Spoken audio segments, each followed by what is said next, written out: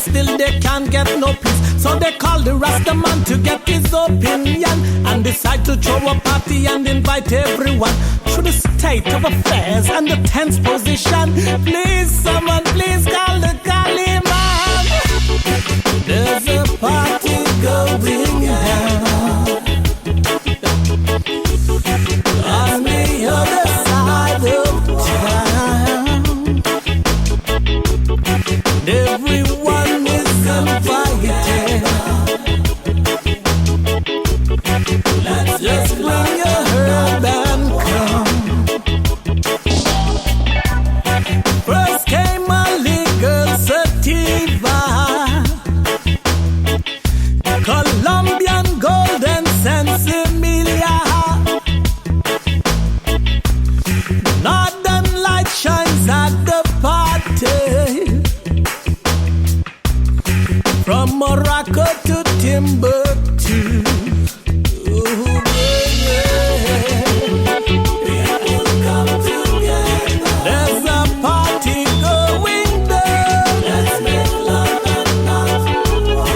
There's a party going down. People come together. Party going down. Let's make love and not war in the world, not west and east. Though they negotiate, still they can't get no peace. So they call the Rasta man to get his opinion and decide to throw a party and invite everyone to the state of affairs and the tense position. Please, someone, please call the Kali man. Bill Weed, come join the party. Sky the Chinaman, Chinsu. French, Italians, Germans, and North and South America, yeah. Some from the Caribbean too. Who ain't got a split, sucking on the chalwa of hydroponic Australian sativa. So light your chalice of arbitration. Yeah. Tonight we're floating round the world. Ooh, yeah. People come together. There's a party going down. Let's make love and not war. There's a party going down. People come together. There's a party going down. Let's make love and not war. Check this out, y'all. So much war over here, war over there. Let's get together and show we care. Too much fighting over here and too much fighting over there. What happened to the love that we once did share? Too much war over here, war over there. War, war, war, war, everywhere.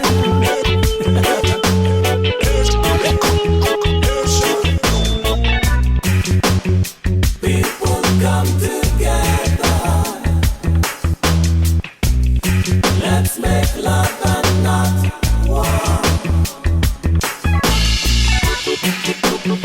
People come together.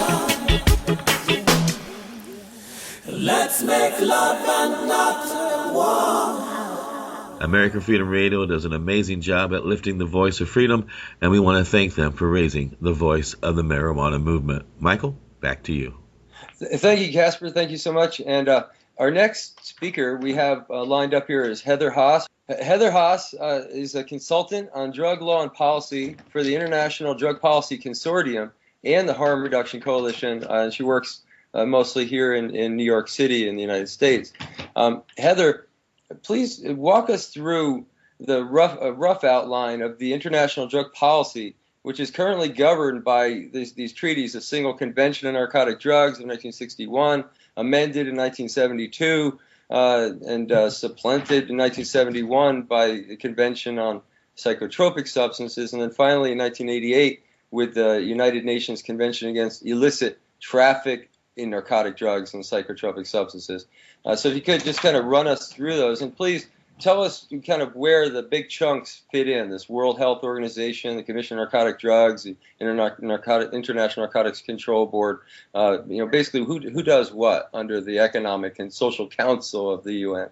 Okay, thanks, Michael. First, I wanted just to say thank you for inviting me. I've really enjoyed the discussion so far. We're going to switch gears a little bit and talk about the legal side of this. We give trainings on this here, and we sort of consider this part the eating your vegetables part. But as a lawyer and a student of this stuff, I kind of enjoy it. I guess I'm kind of a nerd too. So as you mentioned, there are 3 international drug law treaties: the 1961 Single Convention on Narcotic Drugs, the 1971 Convention on Psychotropic Substances, and the 1988 Convention against Illicit Traffic in Narcotic Drugs and Psychotropic Substances. Try to say that really fast. 1961 Single Convention, which has 184 members, basically most of the countries in the world. There are a few who are not, like South Sudan, I think, is one, but most countries in the world. Basically, I understand that if a country refuses to enter into these treaties, the United States just won't deal with them.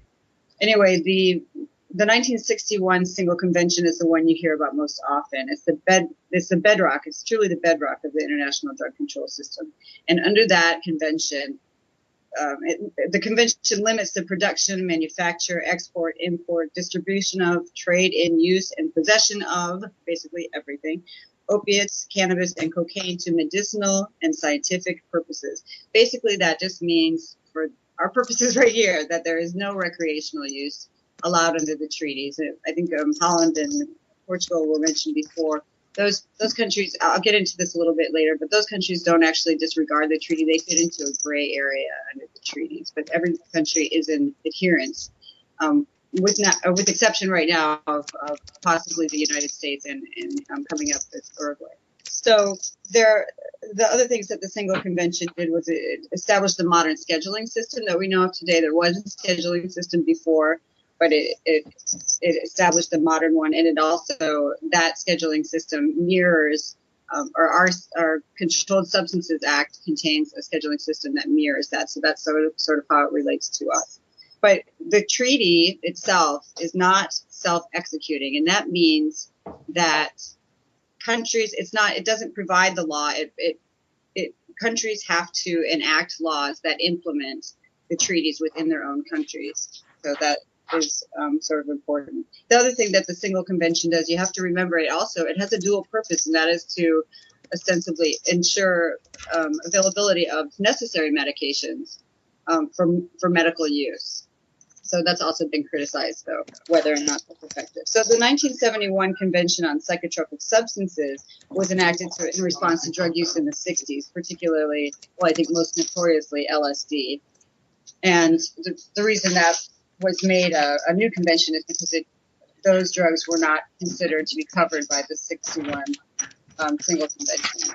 And so the 1988 Convention against Illicit Trafficking was adopted in response to an increase in trafficking in the 80s. Although some critics of the system point out that trafficking really came about because of the 61 Convention. So it seems a little bit circular. But the 1988 Convention required members for the first time to criminalize possession for personal use. So that is a significant aspect of the 1988 Convention.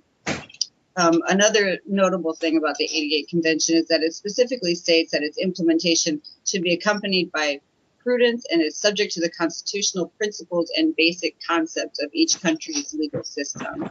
One important thing about these treaties and the 88 Convention especially is that they allow for some flexibility. There's a gray area. They don't require a method of enforcement. They say that, that a personal use and trafficking, all these things have to be criminalized, but they don't specify how that enforcement has to take place within the country.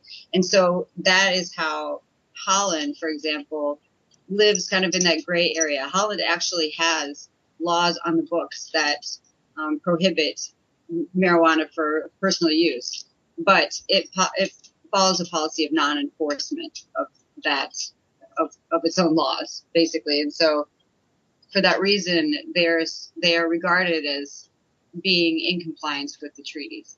And Portugal is another example with its decriminalization, that since the treaties don't provide how punishment must take place, and then Portugal has simply said it's an offense, but we choose to punish it with administrative measures. There's been much thought given by the Beckley Foundation and the Transnational Institute, many others, on what options would be open to any nation who would have the will to engage this process to amend the treaty to allow for non-medical use of marijuana or other drugs. Please outline those various options that have been discussed. Please also reference Bolivia's action on coca in this context. Absolutely, Michael. And I know you and I have had many conversations about this, and this is really an area that has been analyzed by scholars, and there are many thoughts about how to move forward, but all of them are complicated, basically. Let's just say that. One of the first two, I would say they are options under the treaties, strictly as a legal matter, but they aren't real options. So they're really regarded as real options. And the first one is amendment. Amendment of the treaties would require unanimous consent. Bolivia, let me explain the situation in Bolivia just briefly for people who don't know what has occurred there. In Bolivia, the coca leaf had been used for centuries for medicinal, religious, cooking, purposes, for traditional purposes. And the traditional chewing of the coca leaf in particular is completely at odds with the 61 Convention, because the convention banned the practice completely, but it allowed 25 years for it to be phased out. That 25-year period would have expired in 1989, since the treaties went into effect in 1964, and Bolivia did nothing to phase out the use of the coca leaf. In fact, it expanded it, and this can be seen the last 2 years. The Commission on Narcotic Drugs, when Evo Morales brought coca leaves and passed them out, and also introduced his line of coca products like coca liqueur, coca candy, coca tea, of course. But the tradition of coca leaf products and chewing and tea has become mainstream in Bolivia. They have hardly phased it out. So what happened was they tried to amend the treaty. They applied for an amendment, but the United States could have blocked it with just its own vote, because the decision has to be unanimous. But the United States led a group of nations called the Friends of the Conventions, who all objected to the amendment based on their reasoning was not the coca leaf in particular, but that allowing the coca leaf would threaten the integrity of the conventions. So that amendment was not successful. So I'm just going to continue to go through these options and explain what Bolivia eventually did. And so amendment is very, very, would be very difficult to happen, especially with cannabis now, given that it has to be unanimous. Another option or non-option would be rescheduling or modification. Now, this is where the WHO fits in, because the WHO would basically have to make a recommendation to the Commission on Narcotic Drugs to reschedule a substance. This was done this past Commission on Narcotic Drugs session with GHB. It was rescheduled from Schedule 4 to Schedule 2. So it can be done, but it also needs a majority vote of the Commission on Narcotic Drugs, which with the political setup right now, with the number of countries that would be against that, would be very difficult to achieve. So, but there are some other actions that can be taken by individual states and have been taken. One of them is withdrawal or denunciation. And this is what Bolivia ended up doing. So they withdrew from the convention. This is provided for within the convention. So it's completely legal. they just had to, apply, or they just had to give notice basically that they were withdrawing. And then following that, they gave notice that they were re-exceeding with a reservation. So that's an option under the treaties, to withdraw and exceed with the reservation. And to exceed with the reservation, to the Article 49 is the article that prohibits the use of the coca leaf. That went into effect in January because they would have needed a third of all of the member states to object to that. And although the United States tried to rally enough countries to object, they were unsuccessful in that. There were just too many countries that they would have had to get to do it. So Bolivia was successful in that, and I think that set the stage internationally for, possibly other countries doing the same. But a couple of other options that have been put out by Beckley Foundation are if there's a fundamental change in circumstances. This is Article 48 of the Vienna Convention on the Law of Treaties. That if there's a fundamental change in circumstances, that could be grounds for suspension of treaty obligations. So that's pretty interesting. And there's also, just disregarding the treaty. I think, I don't know what Uruguay's position is going to be, but it seems that they're moving forward with disregarding it with their proposal to regulate marijuana. And the states in the United States, it's pretty controversial right now whether this puts the United States in breach, but it looks like Colorado and Washington are just disregarding the treaty. So that's an option. I mean, there aren't really any, there isn't really anything that the International Narcotics Control Board can do really in the end. So. Well, I thank you so much for coming on, Heather Haase, and joining with us on this very special radio seminar and conference series. This has been a very learning experience for us all. And again, thank you so much for coming on. Thanks, Michael. I really appreciate it. Next up, we have, hopefully, if all is working well, Gloria Lai from coming over from Thailand. Gloria Lai is a senior policy officer working in Thailand for the International Drug Policy Consortium. And I thank you so much for coming on. I understand that one of your jobs with the International Drug Policy Consortium is to engage the various UN agencies Heather spoke of on behalf of the many non-governmental organizations, or NGOs, of the consortium. Please help us better understand those lettered agencies, the CND, INCB, WHO, UNODC, and how do the NGOs and anyone participate and communicate with these entities? I guess, first of all, these various bodies and their roles, their mandate, how they should function is set out in the three conventions that Heather just spoke about.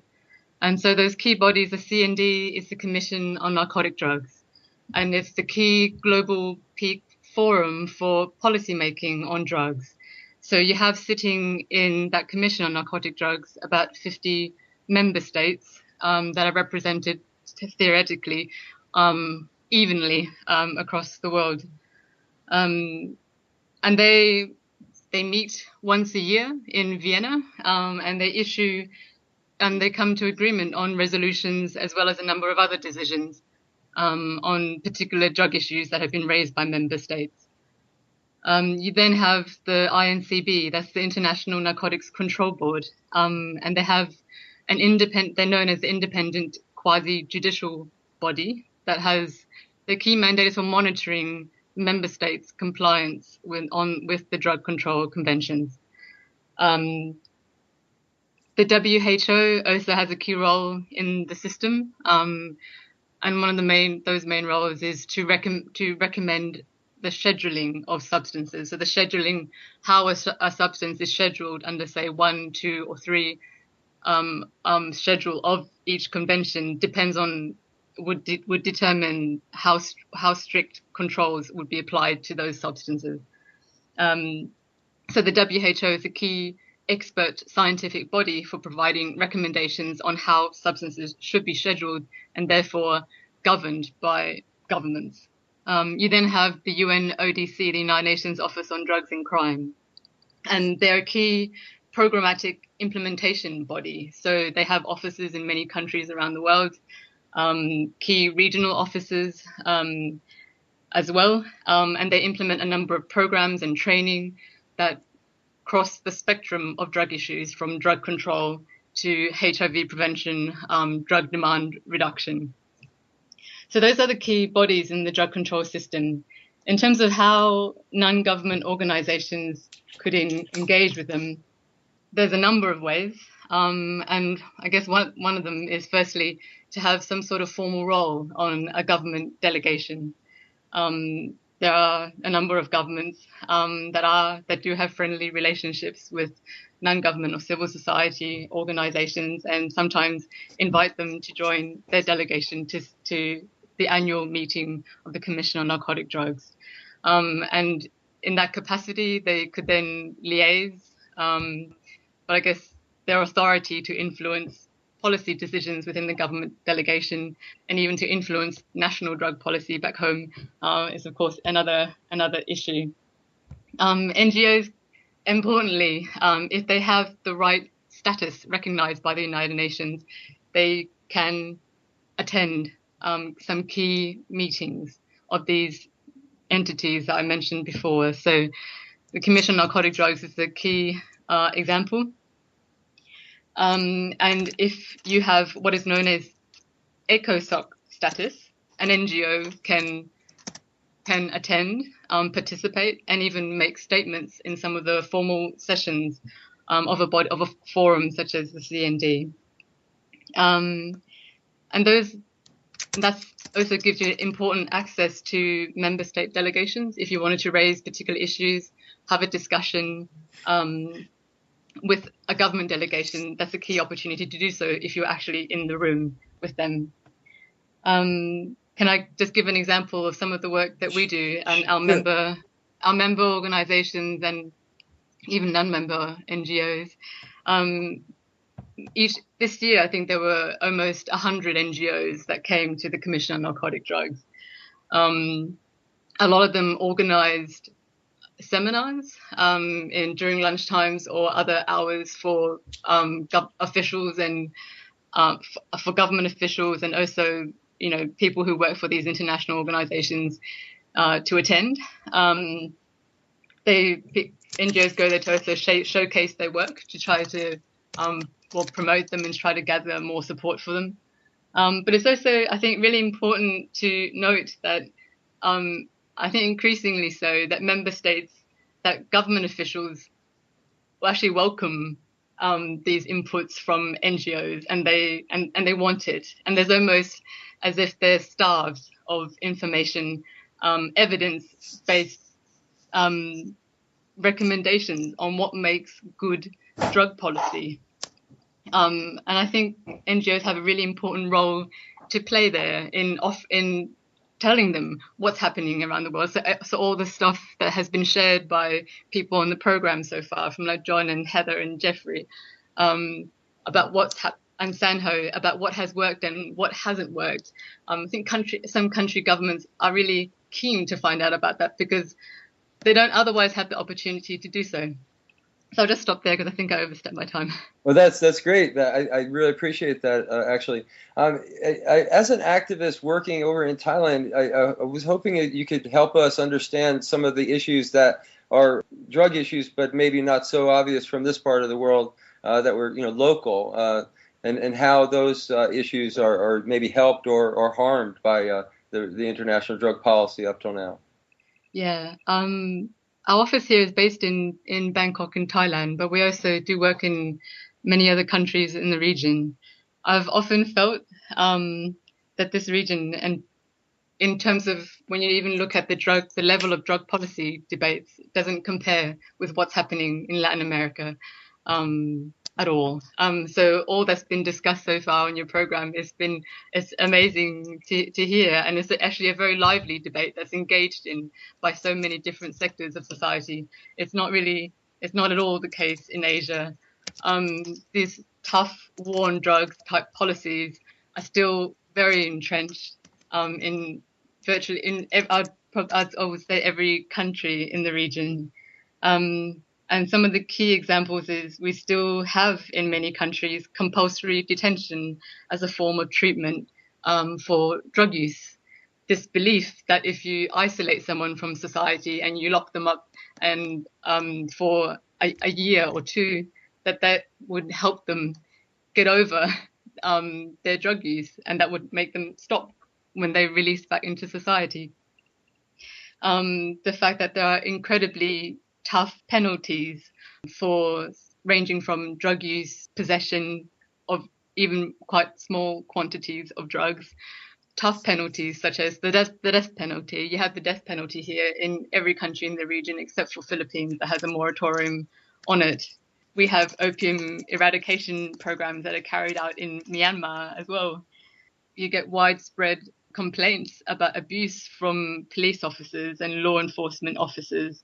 Those are things that I don't know if I think characterizes a lot of the drug policies here, and that's it's being incredibly negative. But it's also worthwhile noting that there has been change in the past few years.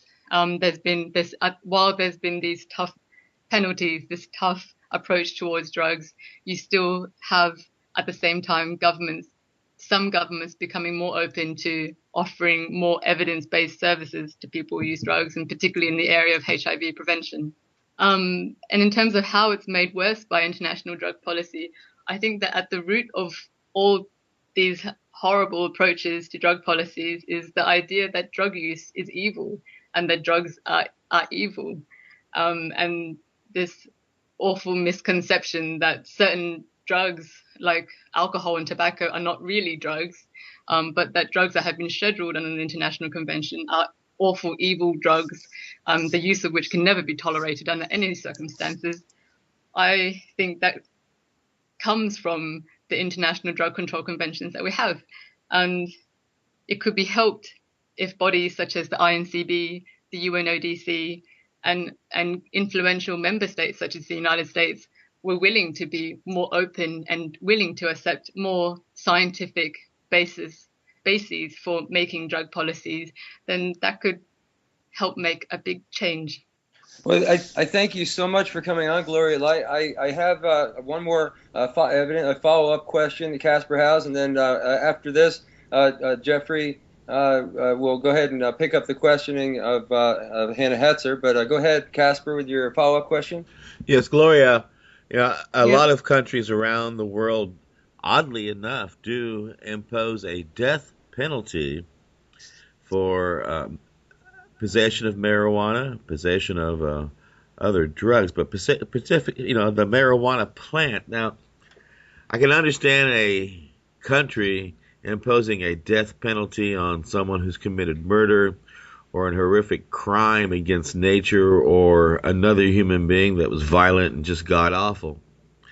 But how can countries justify a policy that puts forward the death penalty if someone is just engaging in activities that are related with a plant? Well, my view is that it does come down to this ideology about drugs that's completely not based on science, and it's been driven right from, as I said before, right from the top of these international drug conventions. And I guess there's an ideology part, and then there's also the political part as well, in that it serves a political benefit for certain actors to say that they're being tough on drugs and to not open debate on whether we should change our approach on certain substances. I think that we are running out of time. There is so much we could say about the topic. It's really totally absurd that we have this penalty for drug use or drug trafficking. Anyway, our next guest here is Anna Hetzer. And Anna Hetzer is a policy manager of the America as a Drug Policy Alliance based in Montevideo, Uruguay. And for those of you who follow the news, you know that big news are coming from Uruguay. So this is going to be very exciting here. Hannah, just to refresh for our readers, there will be in 2016 a special drug policy summit at the UN at the request of Mexico, Colombia, Guatemala, Costa Rica, Honduras, and Belize, and with the support of a lot of other Latin American countries. So there is some big debate coming up in 2016. So Anna, you are a highly qualified staff person working for Drug Policy Alliance in Latin America. You have had a first-hand experience with drug policy reform that are happening in Uruguay and elsewhere in Latin America. And that seems to be part of the conversation at the international level that will happen in New York, at the United Nations in 2016. Please give us an insight about the various reforms that are underfoot and what they might mean to an international audience in 2016. Please also review for us the recently completed successful action of Bolivia with respect to coca and what that outcome may mean to this upcoming discussion. You might want to brush on Uruguay as well. All right. Well, thank you very much for having me on the show. And I just want to say, so what we've seen in the past few years is a growing momentum towards acknowledging the failures of the war on drugs and calling for alternatives to the current approach, which has held extremely high costs in human lives, public health, and public safety, which you touched on, Jeffrey.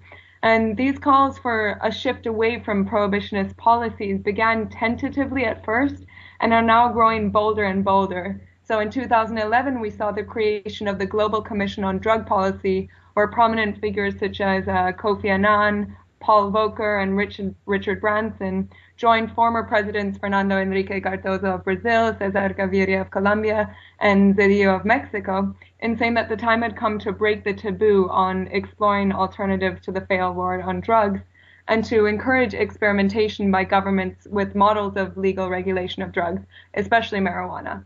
And since early 2012, the debate has shifted from former presidents to sitting heads of states, where we're seeing Presidents Otto Pérez Molina of Guatemala, Juan Manuel Santos of Colombia, and José Mujica of Uruguay, all vocally criticizing the U.S.-led war on drugs. And in May this year, the Organization of American States produced a report which was commissioned by heads of state of the hemisphere that predicted a likely hemispheric move towards marijuana legalization in the coming years.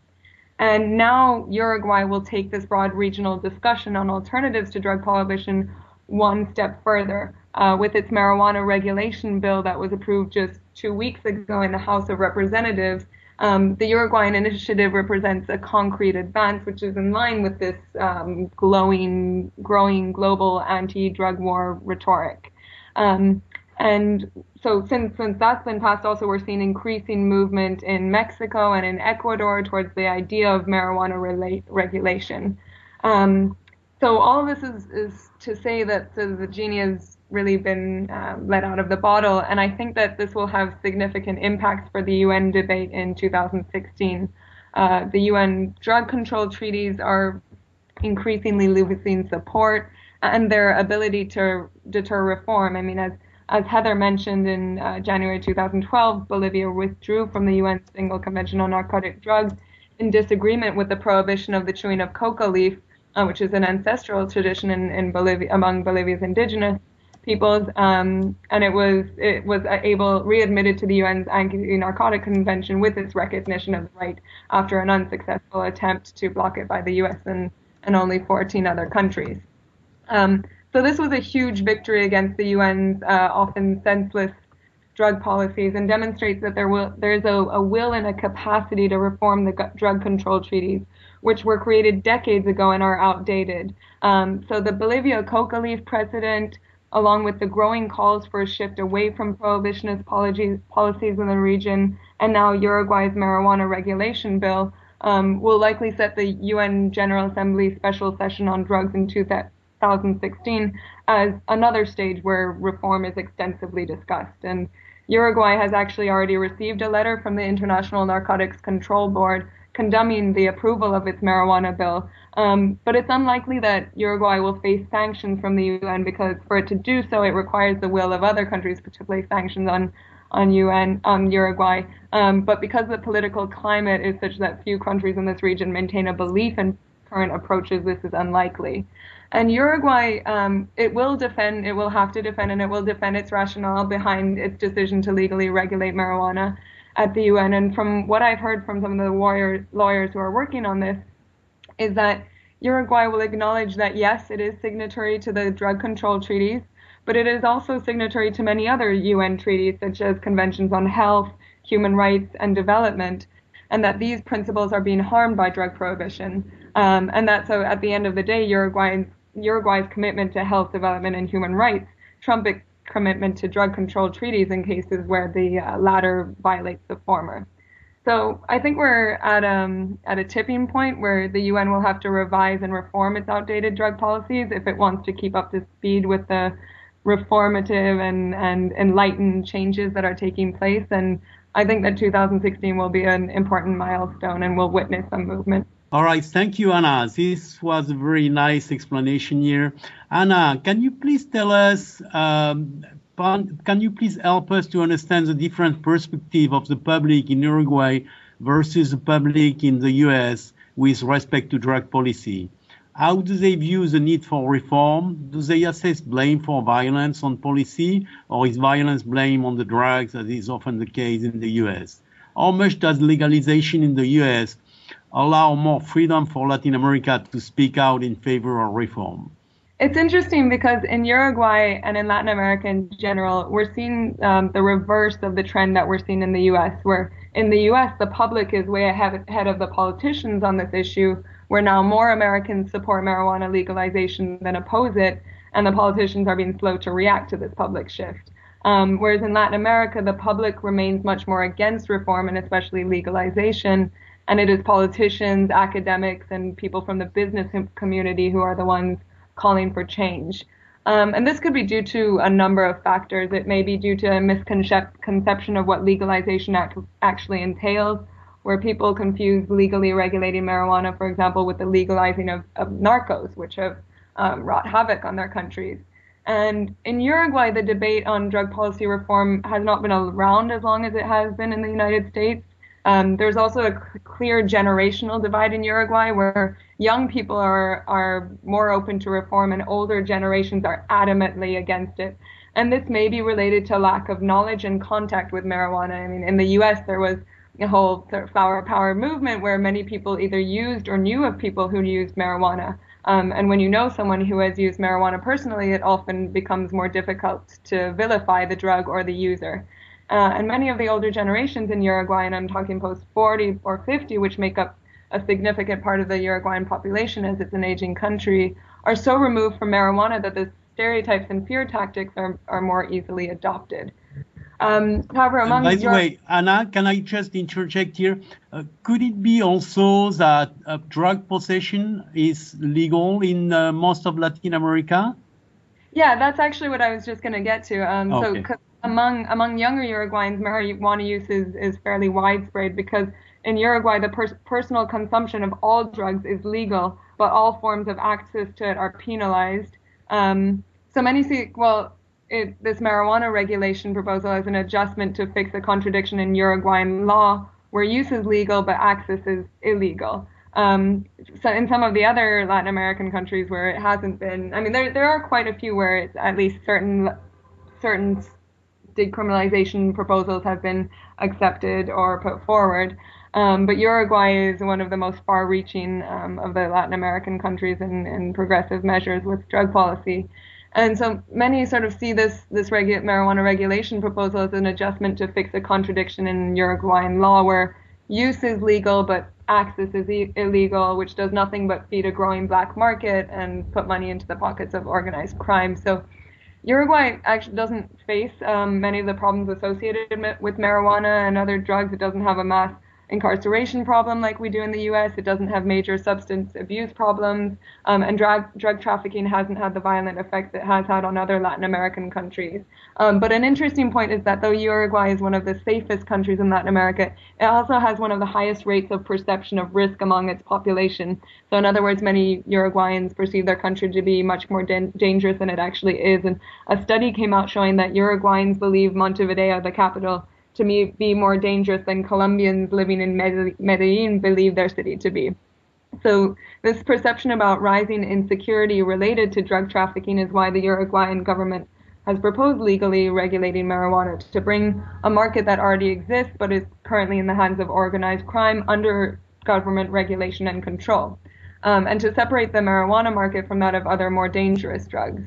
So to answer your question about whether legalization in the U.S. allows more freedom for Latin America to speak out in favor of reform, I would say absolutely and substantially. The debate and the changes we are seeing taking place wouldn't have been possible 5-10 years ago. And the Obama administration has shown more openness to regional debate on alternatives than other previous U.S. administrations. So at the Summit of the Americas in Cartagena in April 2012, where the presidents of the hemisphere gathered, Obama said, though I don't agree with legalization, I think it's a legitimate subject to debate, and it's time to see whether the policies we have in place are doing more harm than good.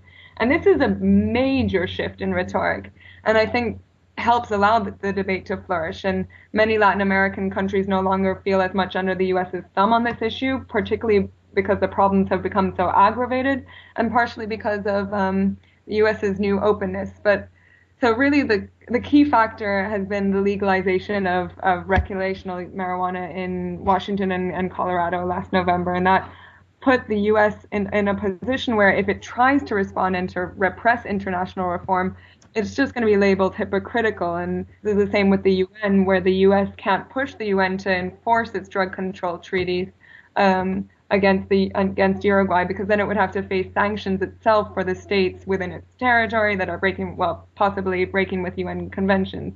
So I think that's been essential for the movement in Latin America. So the fear of U.S. reactions has diminished, as they can now put to the U.S. and say, well, look what's happening at home. You can't fight a war abroad that you're not following domestically. And finally, so this week was a really exciting one in the U.S. where, with Eric Holder's remarks, it looks like changes in the U.S. are coming not just on a state level, but federally too, which I think will also impact Latin America. So to conclude, I think we're on a wave where we're seeing growing support for reform both in Latin America and in the U.S., and I'm excited to see what the coming years have in store for us. Well, thank you so much. This is very informative, and it must be very exciting for you. You are right in the eye of the storm in many ways. Anna, are you familiar with the debate going on now in Argentina and also to a lesser extent in Brazil? And you might want to talk about the debate going on in Colombia and Guatemala. Sure. So the places we're seeing the biggest movement, sort of reform movement in Latin America after Uruguay is, well, now in the past weeks is Mexico City and Mexico, where a congressman, Fernando Belanzauran, introduced a marijuana marijuana regulation bill, which was largely modeled after the Colorado bill. And though it's unlikely to pass, there might be some possibility of Mexico City passing a bill. I mean, Mexico City has always been at the forefront of more progressive policies. They have abortion and marriage equality, whereas the rest of the country doesn't. So they might be able to move forward with that. And it's really kicked up a debate in Mexico because they are facing some of the worst effects of drug prohibition. Ecuador is also reviewing, sort of silently reviewing a marijuana legalization and regulation proposal. President Correa of Ecuador he's come out in sort of supporting Perez Molina when he came out in support of changing policies, but he also plays, he has a sort of a difficult role where he finds it difficult on the home front to speak about drug policy reform because his father was imprisoned for low-level drug trafficking. But we might see something out of Ecuador. Brazil actually has taken a step back. It was in last decade, it was going towards a more reform centered policy, and really now with some of the pacification and other policies aimed at quote unquote, sort of in parentheses, cleaning up the city, we've really seen a crackdown and stigmatization of drug use and users. And 2 weeks ago when the Pope made his comments in Brazil, they really had a lot of residents there, and it's a religious country, so I think Brazil will take a little bit more time to reach some level of reform. Dilma hasn't shown any knack for that. Actually, in Colombia, Bogota is doing something very interesting where the mayor has proposed, sort of where the national government is right wing, but the Bogota mayor's office is left wing. He actually is proposing things like controlled consumption rooms and needle exchange, so a lot of more harm reduction principles, which would be exciting if they passed. So basically, we're seeing this shift in Latin America. We're also in Argentina and Chile. There are bills to legalize or decriminalize marijuana, and we'll just have to see in the coming months or years if what Uruguay has just done will pick up traction, will make other countries pick up some traction on this issue. But I think there's really, in most countries in Latin America, there's some sort of initiative coming from some political sector to do some kind of reform. Okay, thanks a lot, Anna. This is fascinating. I think we are living very interesting time here in drug policy. Dreams, people that have dreamt for quite a long time, and this is happening now. I would like to introduce Alan Clear, who has been the executive director of the Harm Reduction Coalition since 1995. So, and harm reduction is such an important concept nowadays in drug policy reform. For the record, we moved from the dominant concept being a supply reduction, and then they tried from supply reduction, they tried to do demand reduction. Both of them failed, and the solution might be harm reduction. Alan, in 1998, the topic of discussion at the UN was demand reduction, as the concept of supply reduction was accepted years earlier. However, in 2008, the topic of discussion was harm reduction. Please describe that discussion and since 2008, and which nation have been in the coalition to have the concept of harm reduction into treaty enforcement? Yeah, it was back in 2008. It was 10 years after the 1998. Is that right? Drugs on gas, and that was the on gas where they were going to make sure we had no drugs or drug problems within 10 years. It was they were going to eradicate drug use, and of course it didn't happen. And back in 2008 they developed a political declaration, which was a declaration that the UN was going to sign on to, which was the strategy for addressing drug use. And countries began to say, well, we need to add harm reduction into this political declaration, and add it as a concept. And as you mentioned at the beginning, that demand reduction was the battle before that. We had supply reduction, then we had demand reduction, and now we were trying to add harm reduction. And as someone who's worked in harm reduction since the early 90s, it was an extraordinary battle, extraordinary thing to witness nations actually going to bat for the term harm reduction. And at that point, it was mostly Europeans that led the charge. I think we probably had it mentioned maybe earlier today that, the Commission on Narcotic Drugs meetings, the direction of drug policy is really shaped by the US and Russia, maybe a little bit by Japan. But one of the blocks in there is the European Union. And the European Union, led by the UK, in this particular instance, as well as the Dutch and the Germans, tried to get harm reduction in. And it became a very, very intense battle behind the scenes, led by the end of the Bush administration, who were very, very determined not to get harm reduction in there. And that's what happened in the end. It was the political declaration appeared 5 years ago without the words harm reduction in it. However, this is a process that is a consensus-based process. And if you look at that political declaration, 26 countries made a statement saying that they, as far as they are concerned, that the words and other related services in the political declaration, they understand as harm reduction. So it really was a broken consensus, really, a fractured consensus. And since then, the we haven't had the opportunity to reintroduce the debate. And I'm not sure there's much stomach for the debate right now.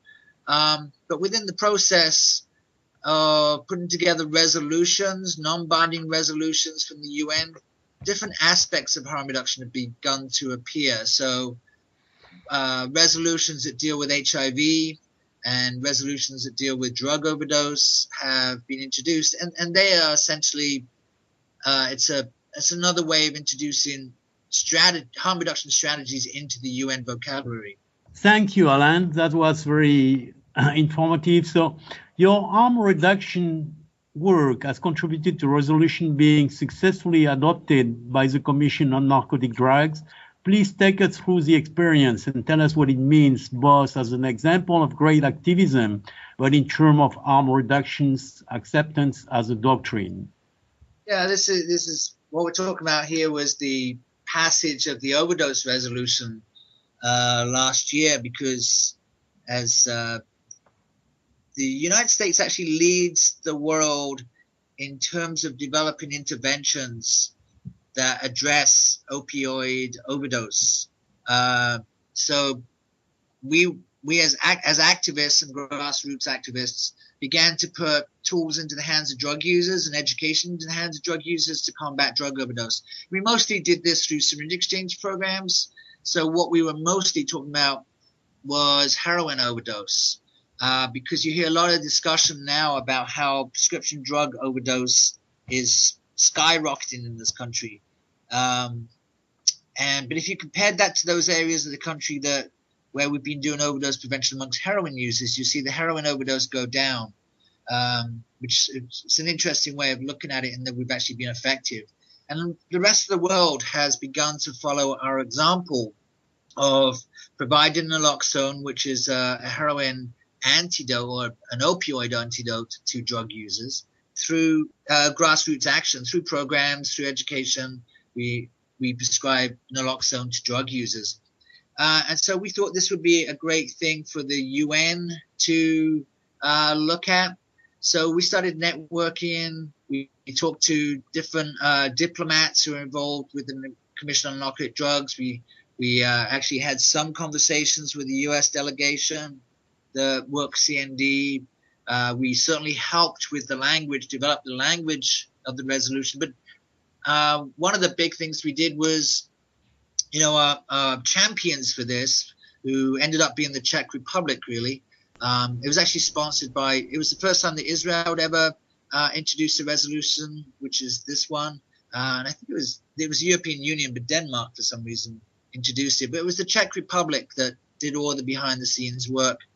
And we were there to answer all of the questions. Alan, I think this is fascinating, but it looks like we are running out of time. I would have a quick question about what is happening in 2016 at the United Nations, and how does marijuana legalization affect your work on harm reduction? Does it make it easier or harder? And you have 2 minutes to answer that. All right. The important piece of that is the 2016 drugs UNGAS. The UN discussion on drugs is going to come to New York in 2016, and we need to mobilize around that and organize around that so we're prepared. And that's what we're beginning to work on here. Many of the diplomats who work on this issue are in Vienna, so we're working to educate the diplomats here. In terms of marijuana and harm reduction, the populations we generally work with, it would help in terms, everyone smokes weed. So that would be something that's off the table. But overall, I don't know that the legalization of marijuana actually impacts our work in general. Our work as people working harm reduction continues whether drugs are legal or legal. But we would love to see drug policy change so that the damage done by drug laws is completely eliminated and minimized. All right. Thank you so much, Alan. You're welcome. Hello. Yeah, yes. This is really quite exciting, and you are totally right. We need to mobilize in massively for 2016. We have another 3 years, and we need to be ready. And I want to thank everybody here for being part of this effort here. This is what we need. And again, thanks a lot, Casper. It has been quite an honor to be on this program today with such an illustrious group of people. I want to thank Michael Krawitz for the amazing job of organizing this particular conference, and let people know that this conference, as well as the entire global summit, will be found on will be found at time4hemp.com. And you can go there and find it in the left-hand columns. There'll be links to all of the shows. Next Friday, we will be picking up this conference with many members of the Law Enforcement Against Prohibition team, discussing the horrific aspects of incarceration and the global costs to our wallets and to our future. Please make it a point to share this programming with your friends and family, and remember that these programs were also designed to be sent in MP3 format to every member of the legislative body in every country. So I feel that we have done our job here on Time for Hemp and putting together this material. You, as a member of our audience, now need to pick up the ball and carry it forward and take it out into the world and let everybody know how important it really is to take time for hemp. Look at all that money, yeah, the money that they spend. Take another look and spend some time for hemp. Don't cut